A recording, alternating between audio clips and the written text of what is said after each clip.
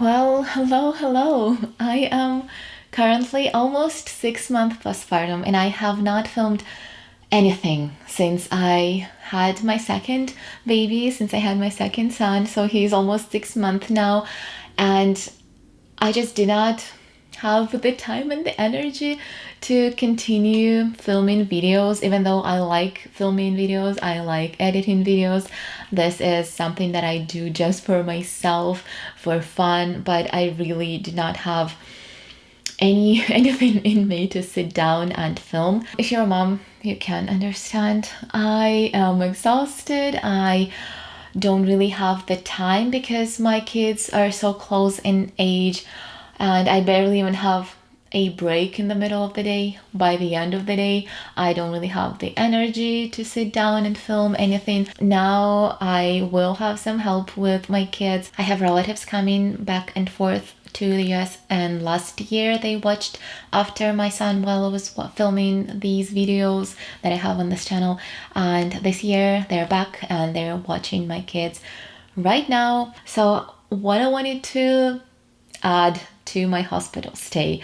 First of all, even though I came there for a scheduled C-section and I was not laboring for hours and hours and I was not on way too much medication, I can tell you that I was still affected by whatever the painkillers I had, because watching the videos from the hospital, I can see that my mind is blurry. I'm a little bit all over the place and I could not think straight. Kind of could, but not 100%. Also, as you could see, I could walk on day 2 normally, not run, but walk, which did not happen to me the first time I had my C-section. And the recovery this time was so quick. I started doing ab recovery workout since week 6, and I can tell that I think by month 3, I was fully recovered, even though I know that I was not, but I could feel like I was fully recovered. They say it takes you a lot longer, about 2 years, to fully recover. So I can't say that I was fully recovered, but I felt great. I got back to workouts, not to my gym workouts, but at home Pilates workouts. And I am planning to start lifting again. The reason why I did not want to start lifting before 6 months postpartum is because my body takes long to recover, and I could feel that I was not ready to get back to the gym. I could tell that I need more time before I get back to the gym by lifting my toddler multiple times a day. I just know that it's not the time, and the past month I could feel that I am strong enough to get back to lifting. When filming this video, I didn't want to be all over the place, but I can see my toddler from time to time from the window, so I'm getting distracted. What else? I am currently breastfeeding and I have not even tried giving a bottle to my son, my second son, even though in one of my videos I mentioned that it's a good idea to try giving them a bottle every day. I could just see that he was getting enough milk and he was eating as a newborn. He was eating like a textbook baby every 3 hours and he slept a lot. I am not used to having a newborn who sleeps for 3 hours in a row during the day and then for 5 hours in a row at night, or the whole night. And that happened. This is a baby of someone on the internet who tells you that having a newborn is really easy, that you can open multiple businesses while you're sitting home with a newborn. So my second baby is this type of a baby. He sleeps like a baby. Well, as a newborn, he slept like a baby. Of course, now we're going through different sleep regressions, 4-month sleep regression, 5 closer to 6-month sleep regression, teething, all of this interferes with sleep. But as a newborn, he slept like a baby. While we're on the topic of sleep, I want to say that this time I am not sleep deprived at all, just because ever since he was born, he only woke up probably twice or thrice a night. I'm glad that I'm not sleep deprived. Knock on the wood. I have a lot of toys there. My body is still changing. It's only been 6 months postpartum, but some will say that it's already been 6 months postpartum. 2 days ago, I could feel my rib cage getting back to the way it was. I could feel my rib cage move for the first 2 months postpartum, and then it stopped. And 2 days ago, I could feel it again. I'm not sure if everyone can feel it, but when I was pregnant, I could feel it moving outwards, getting wider, and now it's moving back to becoming slightly more narrow. And it was so painful. I was in pain. I can really feel the pain in my ribs, in my rib cage. And in addition to that, I have back pain because I have big babies. Big babies are heavy. I have tall babies, bigger weight. My second son now weighs as an average 1-year-old, and he's as tall as an average 1-year-old. So imagine having a baby who can't really hold his back and neck properly yet, but is already the size of a 1-year-old. Also, my hair is falling out, and I'm not sure if you can see, but I have a lot of short strands here. Maybe it's because I don't brush it every day. Maybe it's because I always have it in a claw clip and it's damaging. It's probably damaging to my hair. I need to do something about my hair because I don't want to lose all of this. By the way, I had my hair cut probably 2 weeks ago because it got so long. So now it's short again. Well, to me, this is short. It got so long that it was just way too long. It was way too heavy, and I could not just put it in a claw clip. My claw clip length was not enough for all of the hair that I had. So I decided to have it cut. On the one hand, I wanted to keep the length. On the other hand, what's the point? There's no point in having long hair when you have it in a claw clip every day. Let's go a little bit over the C-section day. So I came to the hospital early in the morning, and then I had to wait a little bit longer than I was supposed to, just because before that they had a really busy evening and night. So the doctors came in for the next day a little bit later, and I can understand. I would rather have a surgery rescheduled for an hour or two than have a doctor who is sleep deprived. But I didn't mind waiting a little bit longer. Of course, it would have been great if they called or sent a message to come in an hour or two later, because I brought my toddler with me and he woke up the second he was picked up from the bed. So it would have been great if he had an hour or two more of sleep.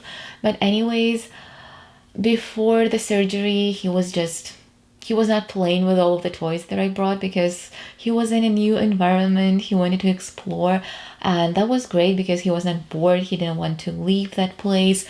It was quite easy to entertain him there. Right before the surgery, the nurses came in, checked my blood pressure, gave me an IV, put the catheter in, put on some compression, not socks, but sleeves on my legs, and then I was transferred. I was transferred into another place where I was just lying and waiting for me to be brought to the operation room. And I was waiting for probably 30 minutes, if not more. My baby was moving a lot as if he knew what was going on. Then I was transferred to the operation room. they gave me an anesthesia, and I could feel the anesthesia this time. When I had my first baby, I don't even remember the pain of the anesthesia, and this time I could feel this needle being placed in my back, and it hurts. It only hurt for probably, I don't even know how long, not that long, but I could feel this pain. Okay, I got interrupted, and now it's an hour later and the sun is going down, and I need to finish filming this video quicker. So I was talking about getting my epidural spinal. For the spinal, you need to sit down, and then they tell you to quickly lay down because it starts numbing your lower part of the body almost immediately. And I remember that feeling of my legs getting number and number, and then they asked me to move my toes, move my legs, and I could not. I just did not feel them. Then they poked me with a sharp object to check if I could feel anything or not, and I could not feel anything. I know there are people who get an epidural and it doesn't work, and they get a spinal, it doesn't work. They need to go under general anesthesia for the C-section in that case, because otherwise you would not be able to get a C-section. And I was slightly scared that this time the spinal would not work and I would need to go under a general anesthesia, which I did not want to do. Luckily, everything was fine. After that, they put a curtain and they asked me again if I wanted to see the C-section and my baby being born. They had a screen for me to look if I wanted to. I did not want to. I don't really want to see my stomach being cut open, and I'm not a fan of watching surgeries. So I didn't want to see that. Either right before the surgery or in the very beginning of the surgery, they asked me if I thought it was a boy or a girl. And I remember that I told that I thought it was a boy. Before coming there, I didn't even have a feeling. And during the surgery, during my C-section, I had a feeling that it was a boy, and I told that I thought it was a boy. Overall, it took about 10 minutes from the start of the surgery until I finally saw my baby boy. I remember seeing him, he was crying, and I said, "Oh, it's a boy." I wanted to be the one who announced that it was a boy. I didn't want the doctors to tell me who it is. I wanted to see with my own eyes. They immediately checked on him, and I was just lying there looking at him as he was being checked, and I just could not wait for them to bring him to me. I know that sometimes during C-sections they can give him to you immediately, but I know that they are checking to make sure that he is healthy, that everything is fine, and I would rather wait 1 or 2 minutes to be sure that everything is okay. And then they brought him to me all bundled up because it's really cold in the operation room, and I was just looking at him while I was being stitched up. I mentioned that I had a keloid scar, and my doctor made sure to remove the keloid scarring. That's why it took a little bit longer for me to be stitched up, and I could feel the smell, and I asked her, "What's that smell?" because I didn't know what that smell was, but I remembered that smell. And my doctor said, "Well, you don't really want to know, but that's the smell of your skin burning." And the reason why I remember that smell is because I had LASIK probably 10 years ago, and it was the same exact smell. That is a very unpleasant smell. Anyways, after the surgery, they gave me my baby and they rolled me to the recovery room where my son was already waiting. My first son was already waiting. I was telling him in advance almost every day that we're gonna have a baby. He was gonna have a baby brother or a baby sister. I'm not really sure if you can prepare a 1.5-year-old for a baby, but I was trying to. As far as I remember, most of the first day he was just sleeping, and then at night he got really hungry and he wanted to cluster feed. I wanted to sleep badly, and I know why. I wanted to sleep because of the medication that they gave me, the painkiller, I think. But I asked my nurse, why am I so sleepy? And I was rubbing my eyes so much, and that was just because of the medication.